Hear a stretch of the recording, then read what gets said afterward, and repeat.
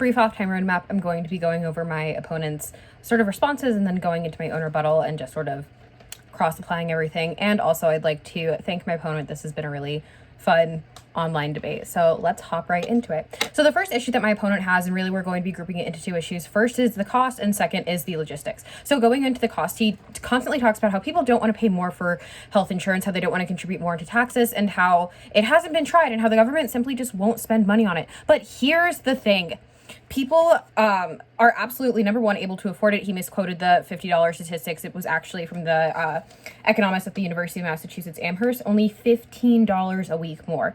Additionally, when we're talking about the tax amount, we don't know what the government is going to do until the government actually does it. However, what we can see from healthcare management in 2019 is that the government could also add a small tax to yearly income taxes like they do in Canada. If the government moves to a single-payer healthcare system, they would just have to deprivatize insurance companies, taking control over the prices. So what we're seeing here is that the tax rate isn't going to go up astronomically. Additionally, when we're talking about the economy and people being able to contribute to the economy, people being able to have jobs, they can't have jobs if they're dead because they can't get healthcare. Of the 45,000 people who died, that was a study done in Harvard years ago. What we don't know right now is the amount of people who have died and are now not contributing to the economy, not contributing to their families because they're dead because of the pandemic.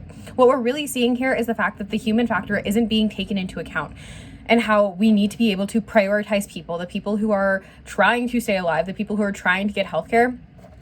And that's something that should absolutely be in the government's best interest, because here's the thing, they can't go fight wars, they can't have people in the military, again, if people are dying because they don't have healthcare. So it is absolutely in the government's best interest to be able to provide people with single-payer healthcare. Additionally, again, listen to Gerald Freeman, the professor of economics at the University of Massachusetts Amherst. Over time, a single-payer healthcare would save money and makes up for its initial cost. So again, this isn't something that's going to be this huge government expenditure that they're not going to be able to afford.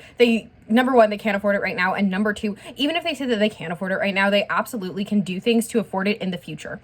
A government should care about its people. What we're talking about in this debate and what the negation is advocating for is a government simply that's saying, okay, well, we're going to prioritize money over our people. But here's the thing, countries need people to function. If all of those people are dying because they don't have access to healthcare, then there's not going to be a functional state at some point. Additionally, when we're talking about moving into the logistics factor, he talks about how in Canada, some people have private insurance and how that defeats the purpose of having a single-payer healthcare system.